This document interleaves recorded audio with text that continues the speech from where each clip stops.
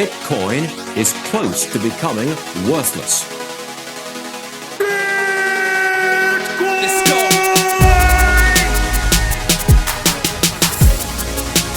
Now, what's the Bitcoin? Bitcoin's like rat poison. Yeah. Oh. The greatest scam in history. Let's get it. Bitcoin will go to fucking zero. Yeah.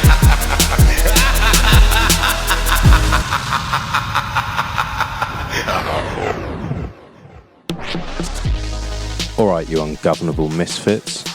I'm your host, Max. Everybody knows that Bitcoin is useless, worthless, and doomed to fail. But what if everyone's wrong? What if it's the system that is doomed to fail? Join me as I speak to some of the brightest people in the space and slither to the deepest, darkest depths of the Bitcoin rabbit hole.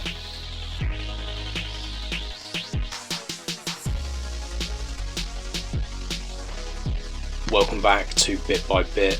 Today we have a break from Pleb Miner Month. It's been amazing, but we couldn't miss out on the Bitcoin Monthly, could we? I've been sick as a dog, you can probably hear it in my voice. I feel absolutely fucked. So I want to say thank you to Bitcoin Q&A and Antomous for carrying the show. Not only did they carry the show, but Antomous has also written the show notes.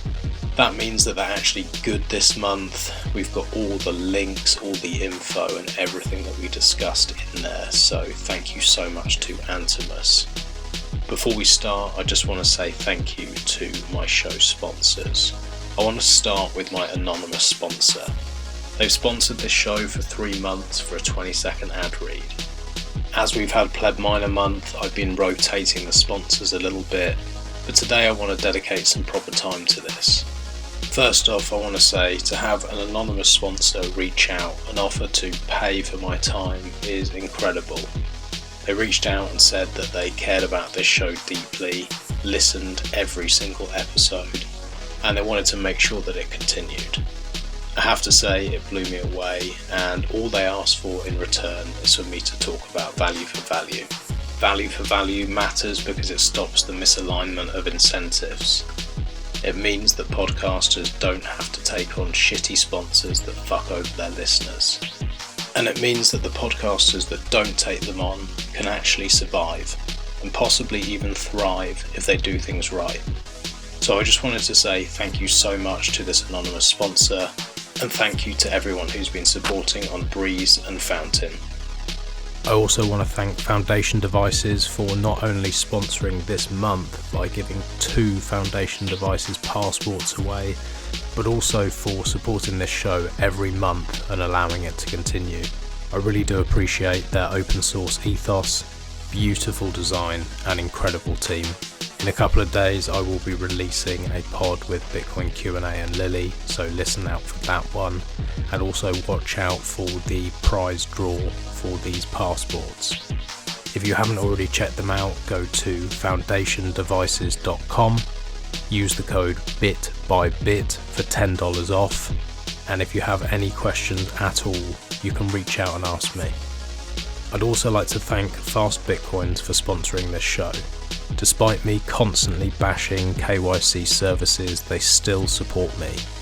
This shows me that they care about Bitcoin and they care about the direction that this goes. And although I do bash on KYC services, and I suggest you go and you mine or you buy KYC free, I know that not all of you are going to do that. If you're not going to do that, then I can only suggest that you go to a team that really cares about this movement, that really does everything that they can to keep you safe and doesn't just give up your data for no reason. I have a huge amount of respect for this team, and if you want to ask me any questions about the trade-offs, I will be open and honest. You can also reach out to Fast Bitcoin's team and they can answer any questions you might have. Go to fastbitcoins.com and enjoy the show.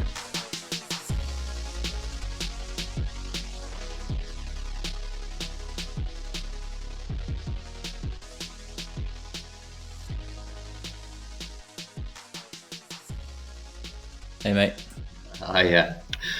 Oh man. Okay. This took a while. Gotta love Mr. Bit by Bit and his technical issues. Yeah, he's got a lot on his hands.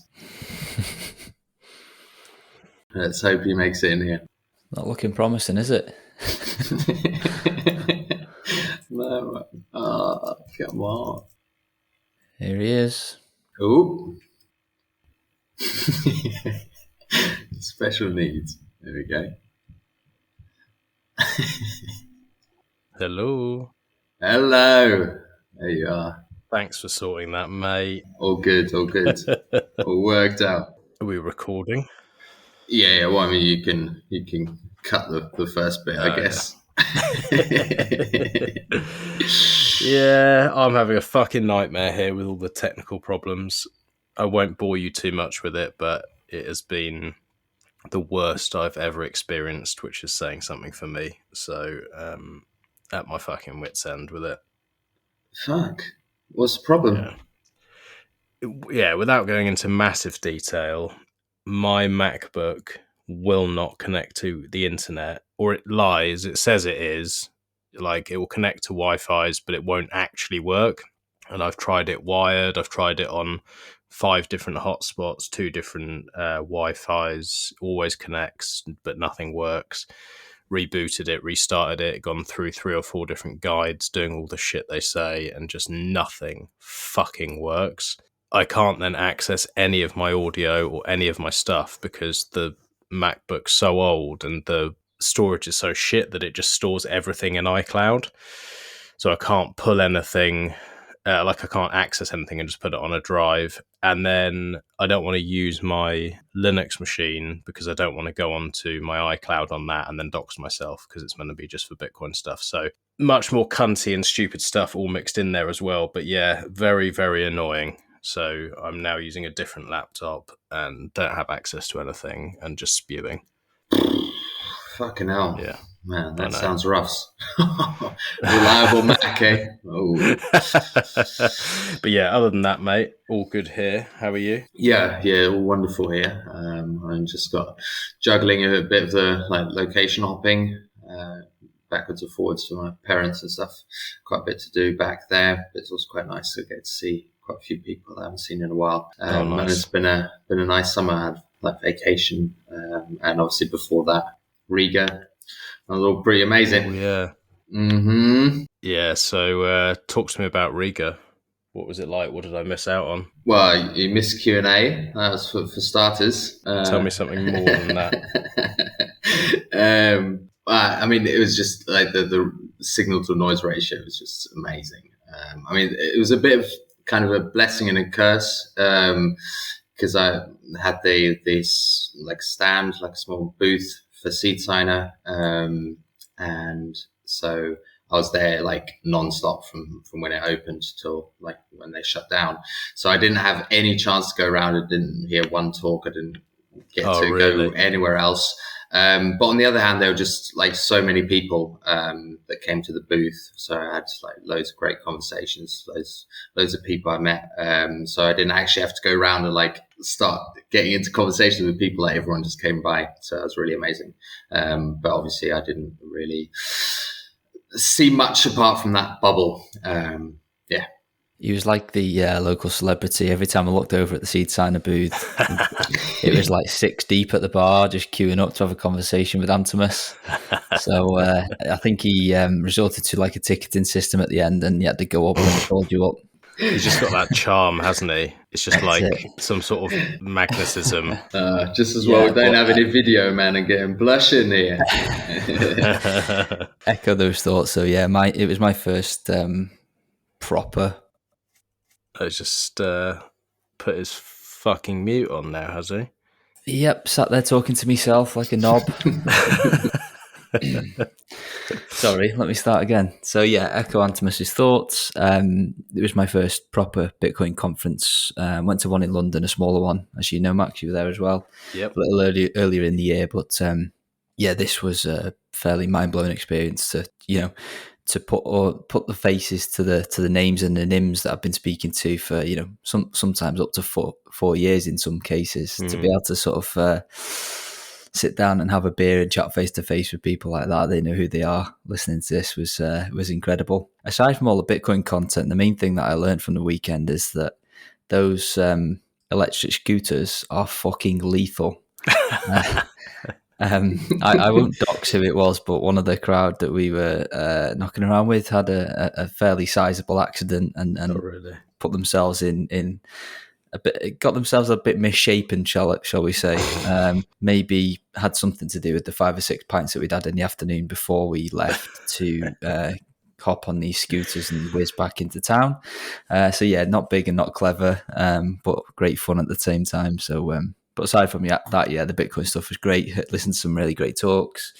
But for me, it was, and you hear it all the time, don't you? And you just kind of wave it off if you've not been to a Bitcoin conference. But like the main event is kind of the networking bit outside of all the talks. I see what people mean now when they say that, and it is fairly true to be able to just have those conversations with so many, like-minded people that are all from such different backgrounds, but all share largely the same values.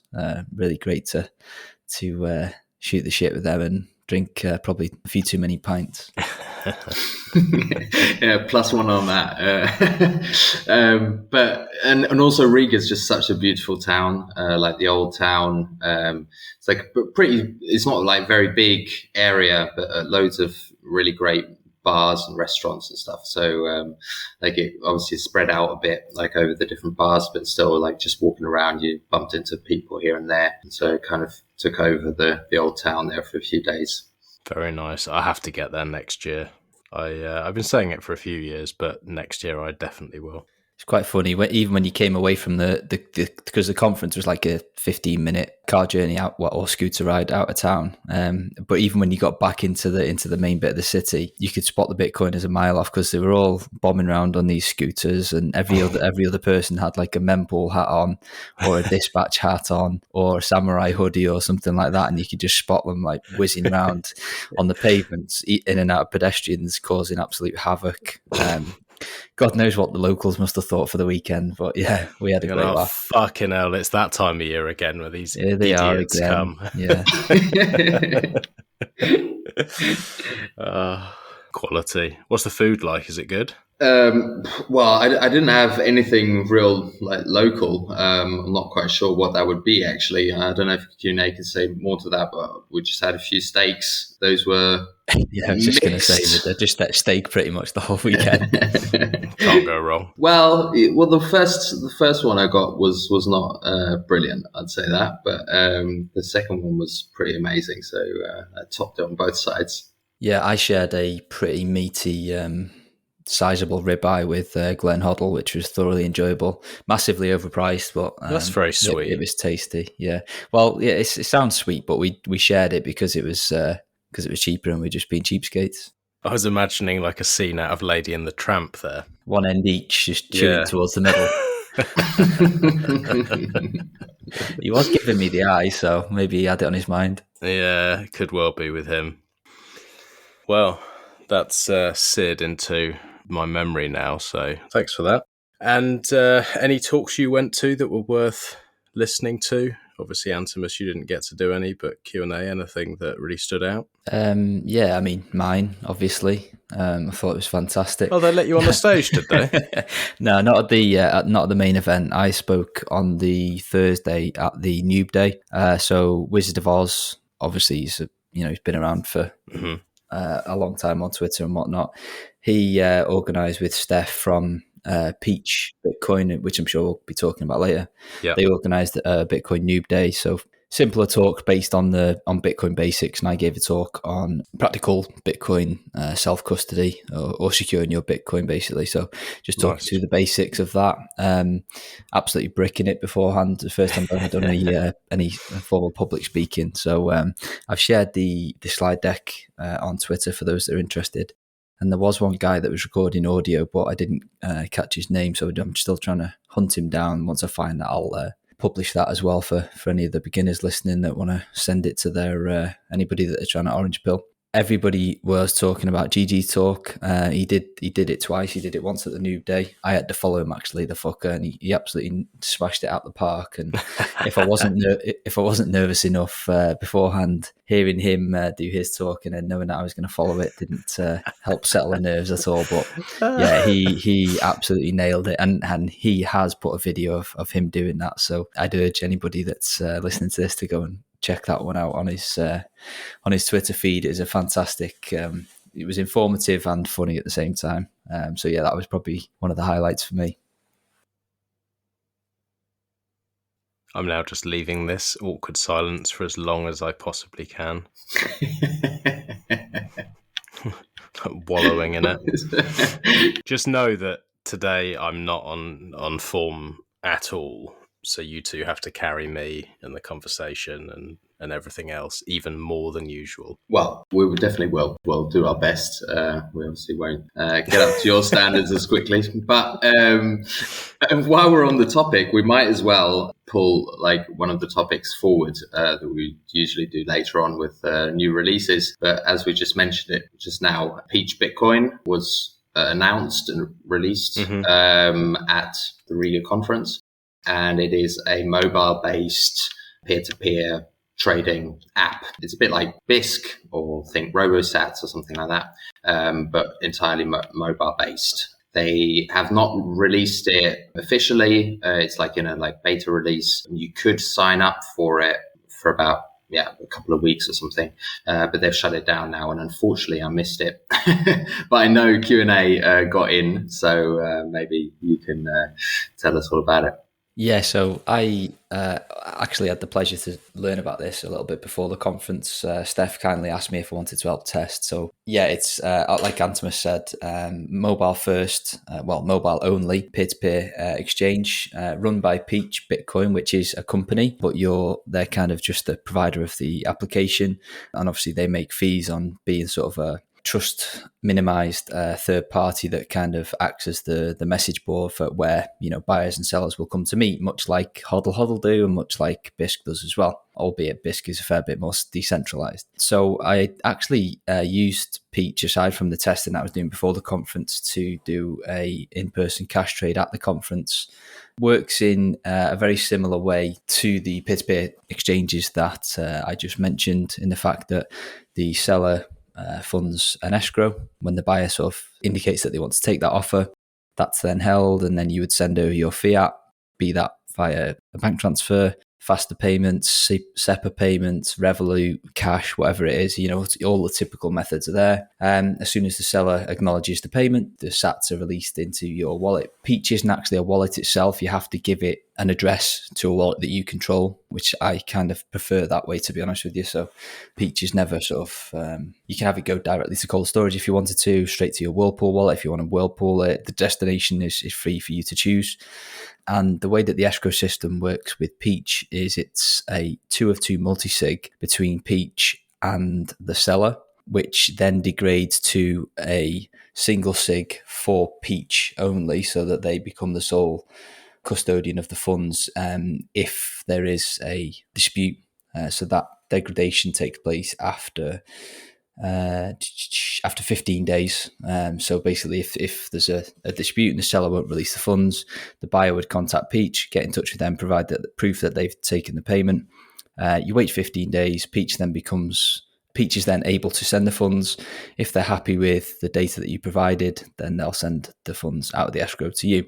I've not had to go through that escrow process yet, thankfully. So the cash trade that I did at the conference went swimmingly, really smooth UI, and been massively impressed with it. Yeah, it's awesome to see this out in the wild now, because this, I don't know how public the people behind it are or not at this point, but I've been talking about it for well over a year now. And it was just an idea, 18 months ago or something like that. And to see it now out in the wild and being used, and it's had such good feedback, is really, really fucking cool.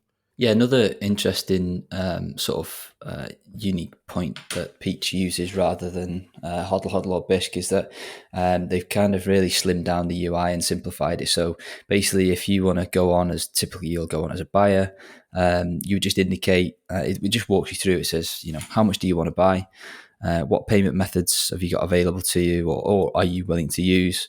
And then you just hit next, and then it just goes away and looks, and it says, okay, based on the criteria that you've given us, these 5, 10, whatever matches match your criteria. This one's 1% over, this one's 3% over, this one's a 10% one, and you can just scroll kind of like swipe through. It's almost like Tinder for sats. Yeah, exactly. I was going to say Tinder. It's almost a bit like that, where you just swipe through. They do actually use the word match as the terminology as well, so maybe they have took a bit of an adage from some of the dating sites. But yeah, it's really simplified, really slimmed down. You don't sort of get that sort of decision fatigue, if you like, when you're kind of navigating through some of these other peer-to-peer alternatives. So I think they've really focused on making it as simple as possible to get from, just setting the app up to finding your matches, as it were. Regarding the escrow deposit, that's actually quite a nice touch with the 2 of 2 with between Peach and the seller, because that was one thing that I always thought with Bisq, that if you have a trade as a seller and the buyer doesn't actually pay, they still see the UTXO, and that way I guess that probably won't be shown in the app somehow. So only if the trade actually is completed, the buyer sees. That's the point when they actually then get the UTXO and then see what the information is. Yeah, I think I know what you're saying. So I couldn't kind of just, if you were a seller, just try and learn about your UTXOs without having any intentions of buying them. Is that what you mean? Exactly. Yeah. Yeah, I'd have to revisit to know whether that's true or not. It's been nearly a month since I've looked at the app, so it's not exactly fresh in my head, but I think you might be right. Okay. And then there were a few other points that I saw, and I don't know if you have more insight there, but for starters, it's not using Tor at the moment, but that's planned to come. Yeah, it's definitely not at the moment. I'm not sure on future plans, but yeah, if you're going to use this, make sure you've got a VPN enabled on your phone. Okay. And then also there were limits set. I saw on the website or somewhere else it was about 1,000 Swiss francs or something as a daily limit or something. Yeah, I think they're doing that to stay underneath the Swiss KYC laws. Because I presume that because they are a centralized entity, they're doing that to sort of essentially use the same or come under the same bracket as like the Bitcoin ATMs in that part of the world, where you don't need to collect any personal information. Even though you're not buying off a centralized entity, you're buying off another Bitcoin user, presumably because Peach is kind of part of that as a service, that it's their app and their servers and whatnot. I think they're just erring on the side of caution to stay under that limit, regardless of whether they should or shouldn't sort of have to collect that personal information, if you catch my drift.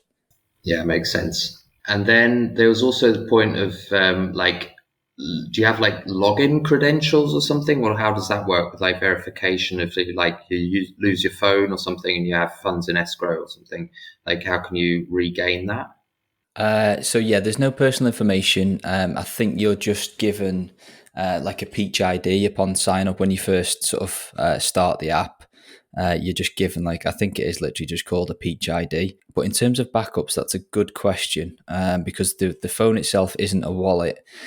So I guess you would just need to back up your Peach ID so that in the event that you wanted to kind of, if you lost your phone or something whilst midway through a trade or something like that, then you'd have sort of a method to be able to recover it. Okay. And then the last question I also had was around open source, because at the moment I don't think it is. Do you know if there are plans for them to open it up? My computer's just froze, so I'm just checking you can still hear me. Yeah. Cool. So definitely not open source at the moment. I don't think that they've got any immediate plans to do so. But for me, given the nature of what it does, it's not kind of storing any Bitcoin. It's just a message board at the end of the day with a nice user interface around it. So, obviously I'm a massive open source proponent and would always prefer to use open source tools where possible. But I think given the nature of what Peach is trying to achieve, it's less important. Even so, for me, who's open about being a massive open source advocate. So I'd be surprised if I saw it anytime soon. Hodl Hodl's not open source either. Bisq is slightly different, isn't it? Because it's client side only, running over the Tor network. So yeah, definitely not at the moment, and probably wouldn't hold your breath for that. Yeah, I mean, especially with like the absence of Tor. I mean, if they put that in natively, that would be great, because then at least like the IP collection kind of would be out the window. And I presume, I mean, you obviously don't have to give like full KYC information, but still you're putting up like bank details and stuff like that to be passed on to the buyer. Just one point on that. It would be really nice if we could see gift cards. I have sort of been banging on a little bit in the background about this, but gift cards would be a nice way, because cash, obviously, if you can do a cash deal, it's different. But otherwise, like you're saying, you are giving your information to somebody else, and you don't know who's on the other end of that trade. And although this is way, way better than giving all your details to a normal exchange, it's definitely a lot better. But I wonder whether that could be incorporated. Yeah, so a couple of things here. So just coming back to your backup point, Antomous, essentially when you press backup within Peach, it just downloads a JSON file, which is, well, not human legible, but it's kind of just a file that you can save on your computer, SD card, wherever you want. And then presumably if you were to reinstall Peach on a new phone after you've lost one, you just drop that JSON file back in and you can restore your account that way. So fairly neat approach. Gift cards, Max, I'm almost certain they're already there. Amazon gift cards are already there, which is a good start. Oh, they are now? Okay. I think they are location specific, just because of the way that Amazon gift cards work. So you have to say that, well, which gift card you're willing to buy with, be that, from the UK, France, etc. And on it's a good point you make about the lack of open source and the fact that you are, depending on how you do it, you might be putting some sharing some payment details with the seller. Essentially, your Peach account is just a private public key pair. So all of your comms with the seller or the buyer, depending on which end of the trade that you're on, are encrypted. Obviously, we've got no way of verifying that because the app's not open source, but if you trust the team on what they say, then they're encrypted. It's only when you have to go through the arbitration process, if something goes wrong with the trade, then you can share only those details with the Peach arbitrator and sort of unlock that with the private key that's contained within the application. So it's only at that point that they start to learn like your payment method, etc. If everything goes down a happy path, then Peach doesn't see anything. Okay. Very nice. Yeah, and it's a nice setup. I mean, yeah, it would be amazing to at some point be able to verify that. But obviously, I mean, as a new project as well, I mean, I guess they probably want to, first of all, get it out of beta. I mean, that's probably the first big step. And we'll see how that develops. There's also no trading fees right now as well, but obviously that ain't going to last. So if you're going to check it out and test it, now might be a good time to do that if you can get access to the app, of course. Yeah, definitely. I'm going to get the team on the show as well as soon as they're ready. And also, before we move on, I just want to say a massive thank you to them, because they found out that I was doing the Pleb Minor month through our Meshtadel chats, and they have sponsored the Pleb Minor month and paid for a shitload of postage and stuff so that a load of the S9s and other machines have gone out to people. So yeah, they're not just talking the talk, they're walking the walk. They're supporting the decentralization of the network and people being able to acquire the no KYC sats. So yeah, a big thank you from everyone at Pleb Minor Month. Yeah, co-sign that. Obviously won't name names, but chatted to a few of the devs there, and obviously Steph is public. They've got a really great team there, so I wish them all the best for the future as well. Okay, well, I mean, in that light, I mean, now we're already on peer-to-peer exchanges, we might as well jump into the software updates. The first on the list is Bisq v1.9.5. That was a pretty small update, nothing like major, but just quite a few small improvements that just make your life a whole lot easier. Being able to copy paste addresses and transaction IDs, usually when you go on withdraw, so you want to withdraw funds onto your wallet or something, automatically just as a default just selects all funds and all UTXOs.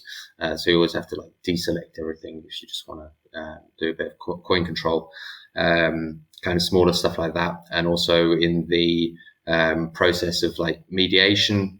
They also have new, like sometimes the proposal from the mediator didn't go through and there was no way to resend it, and then you're kind of stuck. Had that a few times. So they've built that in as well, that the mediator can resend proposals, so that you can definitely get out of the trade. Then we've got BTC Pay Server v1.6.10, just bug fixes there. And then a big update from Core Lightning, v 0.12.0, Web 8.0 in it. I'm sure they do this just to troll podcasts like this. Exactly. When you're like reading through it, you're like, what? V 0.12.0 dash Web 8.0 in it. Anyway, they've got a new plugin, which is quite cool. So it's called Bookkeeper. And at the end of the day, what it does is it tracks all of your fund movement throughout your node. And you can get a pretty good overview and like analysis of all the fund flows, and can also export as a CSV. So you can import it into stuff like coin tracking or other like accounting software.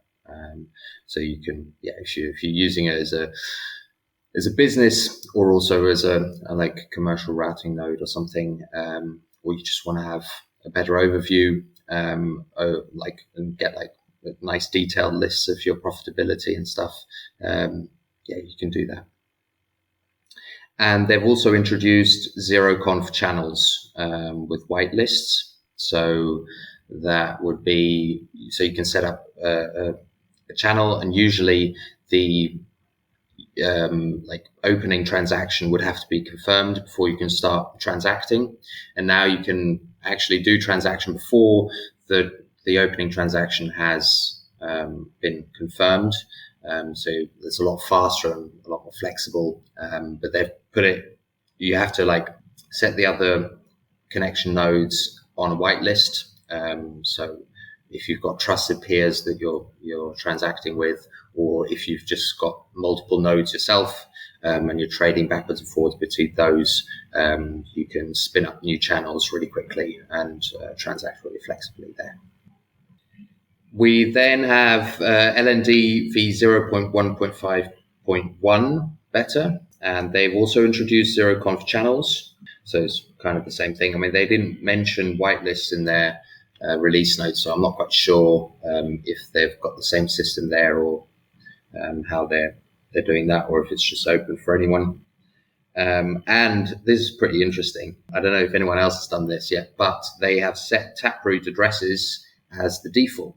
So as a default, all your change addresses will be Taproot addresses. And also when you have a collaborative close with one of your channels, the output will go to a Taproot address by default, which is pretty big. That's interesting. Yeah, I think it's the first one I've seen where they've made it the default now. I don't know of any wallets that have taken a plunge. I know Moon has it as an option in the background of the settings, but you've got to go in and explicitly turn it on. LND is the first one I've heard to make that the default standard. So we'll have to keep an eye on that to see whether that continues. But I suppose it's inevitable eventually. You're always going to get the first movers and shakers. So yeah, good to see that they're pushing the boundaries a little bit, and especially as it's LND, whether we like it or not, they are a vast majority of certainly the public Lightning Network, at least anyway, just because they have been for a long time the default within all of the node implementations. So the fact that they're making that the default is going to start to grow that Taproot anonymity set, if I could put it that way. Yeah, exactly, because that was always like kind of the fear, or also with I mean, just generally when there's like a change like that, you don't want to be the first person, because it's kind of a bit of a privacy thing as well, because you want to hide in a crowd of a lot of people who are using that. But this way, you're kind of just going around it, and people are just going to be using it maybe without even knowing, or they'll just push people to, and people won't really care. Either way, I think it will drive adoption quite a bit faster than we would have thought. So do you know if, let's say you and I have already got a channel that we've had open for 12 months. Obviously, that will be a native SegWit multi-sig address. If we did a collaborative close on that channel, would that go to a Taproot address as well? Or is it only channels that are open subsequent to this release that would have that benefit? I guess it would also be for open channels. I'm not 100% sure, but the thing is that I don't think that the address, like for a collaborative close, is generated when you open the channel. Because maybe it is, but I would have thought that if you have the channel open for years, like the gap limit would just be huge. So I'd guess that the wallet just creates a new address, or maybe it has to be put back there so that if you're not on, I'm not quite sure, if you're not online, that it can pay out to an address. Yeah, I'll have to look into that one, because that could be, although we see this as potentially the green light for increasing, visual on-chain Taproot usage, that if everybody's already got legacy channels open, then it might be a fair bit longer, because people aren't just going to close them just because their funds are going to go back into a Taproot address, because the savings are negligible anyway with Taproot. So the incentive isn't there to move to a Taproot based channel yet. But if it becomes the default for change addresses and channel closures, then it may sort of start to happen a little bit quicker.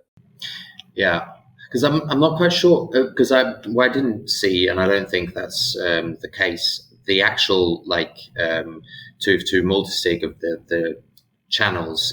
They're not Taproot addresses, because that would be like the musig, and I don't think that's that far on, and I haven't seen anything about that in the release notes. I don't know if you have any more information on like the development of musig, and like if that has been integrated anywhere, because I haven't seen like multisig option on Taproot in any app. No, again, not to my knowledge. That will be a big catalyst for it. That's when we start to see that sort of Taproot anonymity set really start to explode, because presumably once this is in LND and hopefully see Lightning as the default, every Lightning channel then becomes a Taproot address, and that's when we're going to start to see that sort of the number of Taproot addresses, be they single sig or multi-sig. The beauty is we won't know.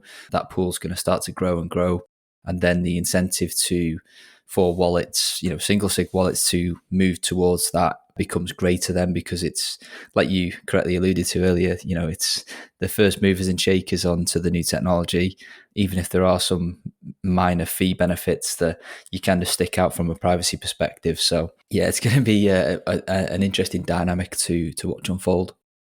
Okay, so we can go over to just in this light as a side note, Phoenix v1.4.23, they just brought out that new release because LND used the same bit, which was bit 50 and Phoenix was using it for trampoline routing, and LND use it now for these zero conf channels.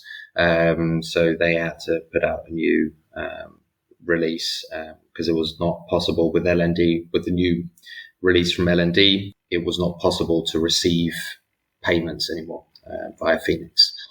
Right. I have to, now you mentioned Phoenix, I have to give them a shout out, actually. Phoenix is like, I'll tell a story. I was in Riga, got a taxi to the conference. This was before we discovered the joys of electric scooters. Shared a taxi to the conference with Black Coffee. As we got out, he paid for the taxi, tried to offer him some dirty fiat to pay him back, and he's as a true Bitcoiner asked me to pay him in sats. Obviously, I was happy to oblige, so he sent me a Lightning invoice, or showed it me on his phone. So I whipped out Zeus, which is connected to my Raspberry Blitz at home over Tor. Waited probably a good 60 to 90 seconds for Tor to wake up and Zeus to connect to my node. Scanned his QR code to pay him back. Then waited for another 60 seconds for it to talk back to my node to try and decipher the invoice and to get ready to pay him. Then it failed. So then I had to reboot Zeus and start all over again. Anyway, long story short, it took me about 6 or 7 minutes to pay him back, which doesn't sound like a long time.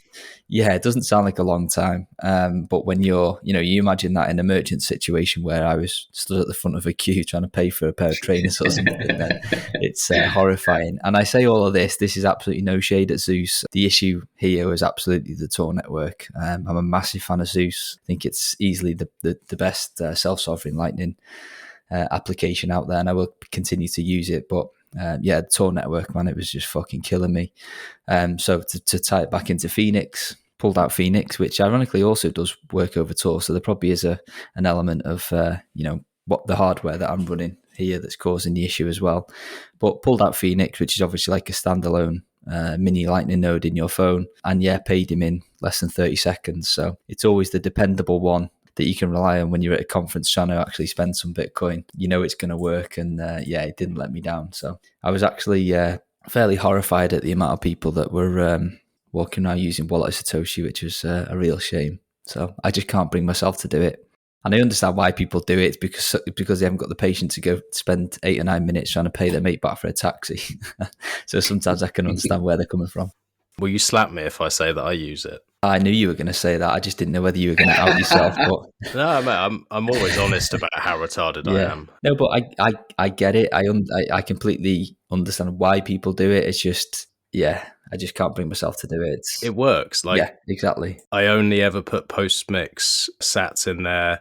I run a VPN. I only ever do tiny payments, like fucking around on Lightning, like those sort of things, paying someone back for a beer or something. It's like, it's not mission critical, and it works. So I know it's not perfect, but I don't really see the beef with people. I know it's like everyone always attacks the Wallet of Satoshi users. I get it. Like, my money can go like that. It could go now, but I also don't care because it's like 15 quid. Yeah, that's exactly the trade-off. I mean, I can understand people using it at like a conference or something where you really don't want to spend your time doing that. On the other hand, it can be a quite good conversation starter. If you're sitting around for 7 minutes, you can, if you want to do an elevator pitch, you might want to get somebody's life story when you're waiting for Tor to load. Exactly. But I was about to say, I mean, I was using. I had a few different wallets on my phone, and I had problems with pretty much all of them at the beginning. And then Zap was the only one that really worked reliably. And I did maybe 24 transactions, and none of them failed, and all via Tor, my own node at home. And it was wonderful. I mean, maybe like a minute and a half max. But that was absolutely sweet. I was not expecting that at all. Fair dues. Is Zap still being maintained, or are you just hoping and praying that it just continues working? I'm pretty sure there's nobody working on it now. Yeah, I think it's a shame. It was a good wallet, but back in when it first came out, it was well ahead of its time. Yeah, the last release was in March, I think, March or April or something this year. But I'm not sure if people are still working on it. I've definitely heard people say that it's been discontinued. I don't know, because I mean, it is open source. I mean, pretty much anyone can pick it up and go on with it. I don't know, what the who's got access to the repos and stuff. So I can't say much to that. But the last update was from March or April. That's more recent than I thought you were going to say. Actually, I thought it had been years. Just never hear it mentioned. I think Zeus has firmly taken over in that, in winning the hearts and minds of the more hardcore Lightning users. Yeah, especially since the last big update a few months ago. Before that, I couldn't really understand it because Zap was just so it's pretty simple, but it just works. And with the old Zeus, the big update, I was having loads of problems, loads of issues, connection especially. But the new update is absolute fire. Okay, so we can go on to the next, which is my node. So they've brought out v0.3.0, which is a big update, one of the larger ones in the last year or two, maybe even. It's like over the past year at least, they've mainly been doing like just maintaining all the different apps on there, and quite a few different like settings in the background and stuff, so you can like connect and merge to a new hard drive and stuff like that. But now they've redone the whole design. They've put up a new like marketplace model, a bit like we see with other Node implementations as well. That's kind of the way they're all going now. And they've also introduced Premium Plus, which I mean, up till now they already had like a premium model, kind of where you like pay. It's more or less like donation of, I think it was like $99 or something lifetime, and then you get an access key, and that unlocks a few apps on my node, so like remote access via Tor and stuff like that. And now they've got this Premium Plus, which you also get if you had the premium before, and this is now like an automatic backup thing and also remote access. So you sign up on MyNode website, you create an account, and then they do like encrypted automatic backups to their servers. And if your node crashes or whatever, you could log onto their website and download your encrypted backup from there. And you can also, if you're somewhere out and about, you can just go onto the website and then get remote access to your node via your account there. So it's quite a cool feature, especially the backups, having that as like kind of a safety net. One thing I haven't looked into, and I don't know, is it like how transparent that process is, because like how it's encrypted on your node and so on in the code. I mean, obviously it's all open source, so someone who can understand that could look it up and see like how it's encrypted, so that you can be sure that whatever they try to do with your encrypted backups, they can't actually access it. Yeah, it's an interesting model. I'm pretty sure Umbrel does something similar as well with the backups, which becomes especially useful if you're starting to use this software as managing more significant amounts of Lightning funds, or potentially becoming a routing node as well, where the stakes tend to get a little bit higher, and you've generally got a little bit more. You've got more Bitcoin on the line, so having an extra backup aside from your static channel backup, if you're running LND, just to have that extra layer of something to sort of fall back on, just in case that were to go wrong, I think is fairly beneficial. But yeah, I'm not sure how they're implementing it. But yeah, like you say, they tend to develop out in the open. So I'd imagine anybody that's got the technical know-how could go in there and see how and where that's being stored. But the key thing is, as long as it's encrypted with a good, a basic level of encryption, then you can be fairly sure that there's nothing being leaked there. So yeah, interesting concept, and nice to see that they're looking for alternative ways to keep that revenue coming in, which is notoriously difficult for node projects. Absolutely, yeah, because I think they beforehand, the benefits of this premium model were not massive. I did it at the beginning also just to support the project mainly. It was nice to have the other features, but hardly ever use them. But now there is a big incentive to do so. One thing I would mention is, if it is encrypted, your backup on your node, and you then send it over, sure, they won't be able to access it, but you should still periodically do your own backups, because one thing that you can't be sure of is that you'll have access to their servers and to your account on their website, like in perpetuity. So at some point, it'll still be good to do like regular backups, so that you've got an additional layer of security there. Yeah, completely agree. Backups, be that for anything, even if it's not Bitcoin related, it's always good to have redundancy and have multiple copies in different locations. Yeah, completely agree. Co-sign that. Okay, so the next on the list is Passport v 1.1.0. I guess you could dive into that in more detail than I could. There we go. I'm on mute again. Sorry. I think we might have covered this last time. But yeah, this is V1.1.0 is for the Founders Edition, the original passport. Just a small release, the main one being support for pairing with Envoy, our mobile companion app. So if you don't want to use something like Blue Wallet on your phone or something like Spiral Wallet on your computer, we've produced our sort of passport-centric alternative that's native to the mobile operating systems, available from App Store, Play Store, F-Droid, Direct APK from our website, wherever you want to grab it from. And obviously, we've built that to be a simple user interface that you can interact with your passport, be that the new one or the old one. And then there was just a minor bug fix. The next one will be a much bigger release. So for those of you that have seen the new user interface on the Batch 2 passport that we're shipping right now, all of that new menu system, which has been much more modern, and obviously it's on a colour screen on the new device, we're porting all of that so you'll have an identical interface, albeit a monochromatic one, onto the original passport, the Founders Edition devices. So if you are one of those device holders, rest assured you're not being left behind. All of the features and the menu systems are all coming back to the original device as well.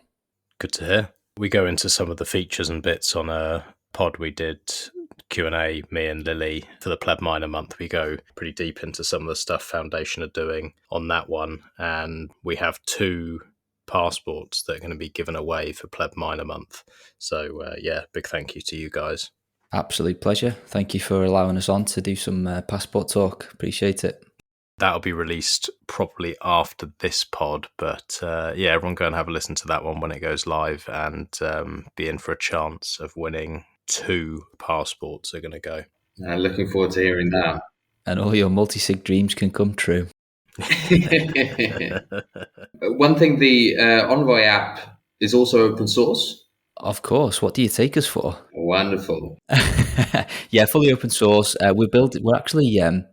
We're actually building on top of a framework called BDK, Bitcoin Development Kit, which is, I forget who backs it now, but that's like an open source Bitcoin wallet framework. It's not necessarily a wallet itself, but it kind of has all the nuts and bolts underneath so that teams like us or anybody else, it's fully open source, can kind of use that as a stepping point, like a standardized stepping off point to build a Bitcoin wallet so they don't have to start from scratch. So it just implements some best practices for other teams to kind of build on top of. So we're using that, and we're also using Flutter, which is kind of like a UI framework built by Google of all people, but surprisingly it is open source. So yeah, we're building on open source and obviously maintaining that ourselves as well. So anybody's free to fork Envoy and take what they want to do with it, make their own copy, change the colors, change the writing, whatever they want to do. Completely fully transparent and available from our GitHub. Hell yeah. So we've got the next on the list is Sparrow v1.6.6. Craig, as usual, putting out brutal release notes to read through, and it's very detailed. It's wonderful. But here in this one, the main takeaways were LNURL auth, which I have not tried out myself yet, but I guess that would be a way to authenticate yourself to log into your different wallets. I don't know if you have more details on that. It's exactly that, yeah. So you can log into websites like stacker.news without actually having to have a Lightning node, because obviously Sparrow doesn't speak Lightning. So yeah, it's just a way that you can do that without having to actually run a Lightning node if you don't want to do that. It's just cryptography at the end of the day. It's been adopted by the Lightning crowd, but you don't actually need a physical node running and live to be able to use that interface. Okay, yeah, makes sense. And the other thing I was not sure about, but you know your way around paynims as well, better than I do. So it said that notification transactions, usually the way I understood it was that you do one notification transaction and then the payment channel is kind of set up, or it's not a payment channel, but like the connection is set up so that both parties can send to each other. And here he's only done it like one way. So both sides have to do a payment transaction. It's not by default that the information is shared so you can send in both directions, or did I misunderstand that, Yeah, so I think the issue here isn't with actually being able to send one transaction in either direction is enough for both parties to be able to transact. But the issue is with the backups. So if only one transaction has gone one way, then there's only an on-chain record. Let's say you only have your your seed words as a backup. There's no metadata. Depending on if I was the one that sent the notification transaction to you, then I'd be able to recover that transaction history in one way. Whereas for us both to be able to have just a seed backup and rely on the chain and that op return that is what's within the notification transaction to be able to derive those subsequent addresses, that's where the extra transaction is required. It's just for on-chain only wallet recovery. Okay, that makes that's sense. at a high level. I know I rambled a bit there, but I think that's the nuts and bolts of it. We're at the technical edge of my abilities here. But in Samurai, you don't do that, right? Do you even have the option to do that? Yeah, well, all you see in Samurai is if I want to pay you, I do a notification transaction to you, don't I? If you wanted to pay me, it would prompt you to do one back to me. Okay. Because I've always thought that because I've only ever sent, I've never received via Paynem. So I always assumed that when I did like the one notification transaction, the other party could also send back. But that makes sense. Good. Well, the next one on the list is Trezor Suite v22.9.2. And we have not mentioned them a lot over the last months here, but this is pretty nice to see. They've got coin control, which most good wallets should have, but it's definitely good to see that has eventually been implemented. I can remember people screaming for that for quite a while now. Yeah, absolutely. They also announced in Riga that they're going to be integrating Wasabi 2.0 into Trezor Suite as well. I don't think there's any definite timeline yet, but I definitely heard that it was announced in Riga. So not sure how that's going to work per se, because obviously Trezor Suite is for interacting with Trezor, which is a hardware wallet. Thus, your keys are offline.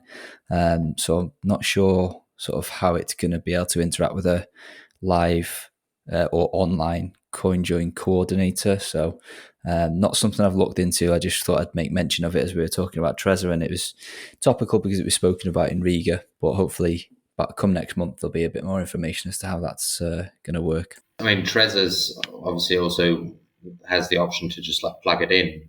So, I mean, that could kind of work, that you just like have it plugged into your computer or whatever, and have it sitting there while it runs through, I'd guess. But maybe they've got a clever way to deal with that. Yeah, we'll see. We shall see. And the other update from Trezor as well is that you can now use Sats as your denomination, which is also good. So two good developments there.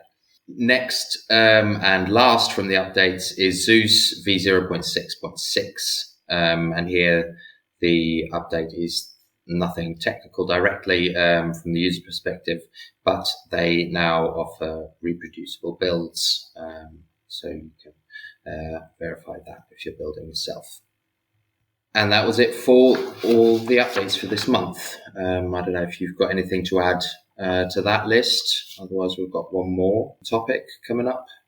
All good on my behalf. Just get well soon to the sickly guy in the corner. This fucking retard just sitting here saying nothing, listening in, like really lurking. Feels a bit dirty, but I quite like it. Yeah, nothing from me either. Brain's not functioning. Thank you both for carrying the conversation. Nothing I can think of. No, it's fine. I mean, the one last topic we have here is Mashankura. I hope I didn't butcher that name, but I think the guy on Twitter is called Mashankura, and then it's 8333. I'm not 100% sure. Wait 1 second. I'll just I'm really intrigued here. I've got no idea where this is going. Okay. Nobody does, not even Antomous. 1 second. Here we go. It is Mashankura 8333. Exactly. on Twitter. And this is a way to spend and receive Bitcoin via your phone, and it doesn't even have to be a smartphone. So what it does is it basically uses these like GSM USSD codes. So if like the people who still had like an old Nokia or something, like the star 100 hashtag or something, you get your prepaid balance or something. These codes that you can use. And there are a whole bunch of African countries that have now access to trading Bitcoin via their phone number, basically. So it's in Ghana, Kenya, Malawi, Namibia, Nigeria, South Africa, Tanzania, Uganda, and Zambia. And this is pretty nice. It's kind of like, I mean, in a lot of African countries, like your like phone balance is kind of like a quasi currency. It's like in a lot of M-Pesa places. or something like that, isn't it? Yes, I'm not 100% sure about that. I think that's what it's called. Yeah, that they could use well it. be. They use credits as currency. Exactly, and you can like pay for like electricity bills and all these kinds of different stuff. And now you can also receive and send Bitcoin. The thing is that it is obviously custodial, so you're not holding your own keys there. But what you can do is that you can only receive from other users of Mashankura, but you can send to all users from Mashankura, but also to any Lightning, or like you can pay any Lightning invoice. So that way you can also kind of withdraw to a Lightning node, or you can pay other people outside of that Mashankura network. Sounds a bit like Fedimint to me. Yeah, I'm not exactly sure how it like works on the back end. It relies on this system that's kind of set up anyway with like credits on the mobile phone, but obviously then at the back end they've got their own Lightning node set up. So I don't think I didn't read any mention of an actual Fedimint, but this would be a prime example kind of to implement. Yeah. Sorry, I was just sort of talking generally in the fact that it's kind of like there's one big custodian in the middle, but it's still interoperable with like the wider Lightning network, if you like. Exactly. Yeah. And that's pretty brilliant. Yeah.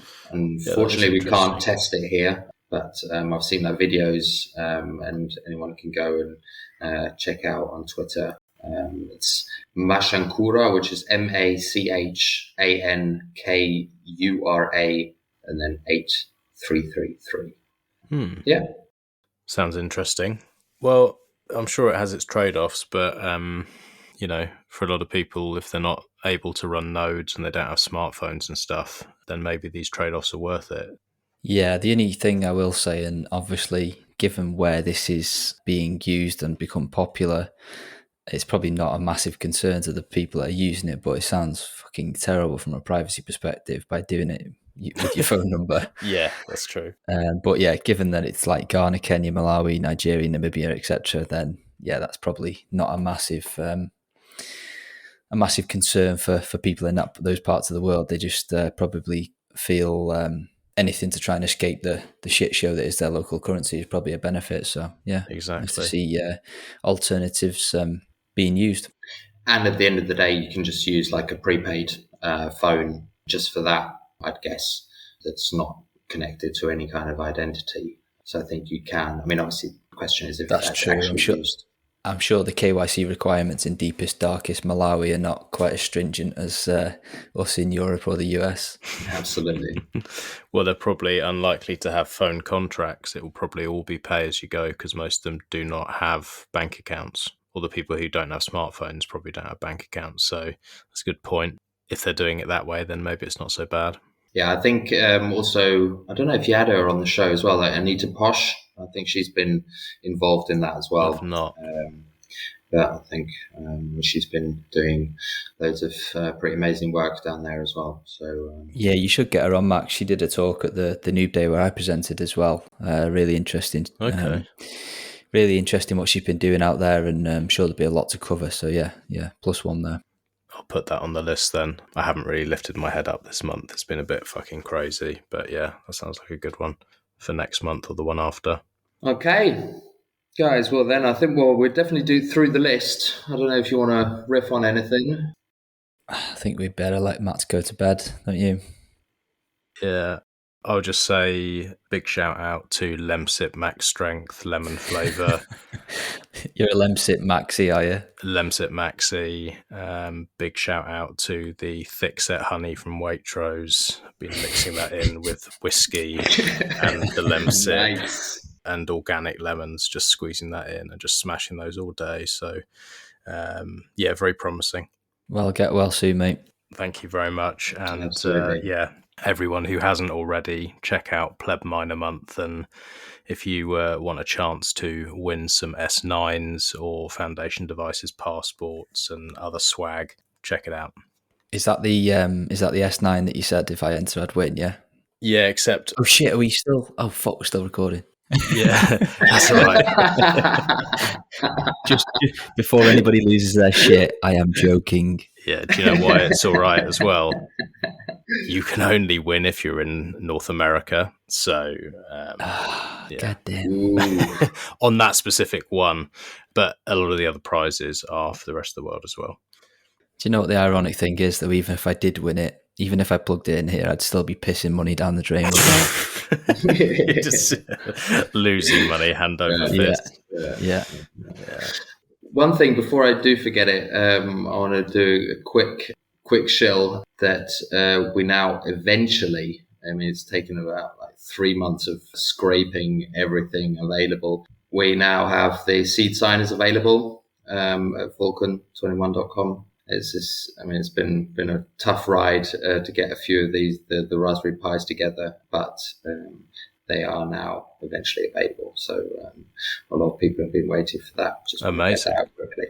Very nice. Do you want to just do a little website show? Yeah, well, we spoke about that last time as well. Like the seed mint that was in production last time is now available. We've got that there as well eventually. So we're stocking up, getting the portfolio together that we were looking for, which is really nice to see. And this week, especially for anyone who has already got a seed signer or is thinking about doing it, we're going to do, we started 2 days ago, for this whole week, one guide a day of going through all the different steps of how to set up, build and use your seed signer. So all the different steps for people who have one of these devices but want to have another run through it or thinking about getting one and just want to see what it's all about. So check that out if you've got time.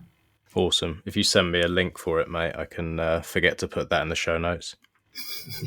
Jeez. All right, cool. Well, yeah, thanks guys. Good to catch up. I'm going to go and smash another Lemsip. You did the recording, so we're going to have to make sure we get it and you'll have to send it over to me, aren't you? We'll do that. Cool. Pleasure, guys. Catch you later. Thanks for listening. I really hope you enjoyed that one. If you have any questions, do feel free to reach out and I will answer anything that I can. I really appreciate everyone who's been streaming sats, sharing this with friends and family, retweeting and contributing. If you haven't already seen all the work that we've been putting in for Pleb Minor Month, the best place to go is ungovernablemisfits.com. Mr. Crown has been working really hard to create a beautiful page dedicated to Pleb Minor Month. Check it out at ungovernablemisfits.com and we'll catch you on the next one.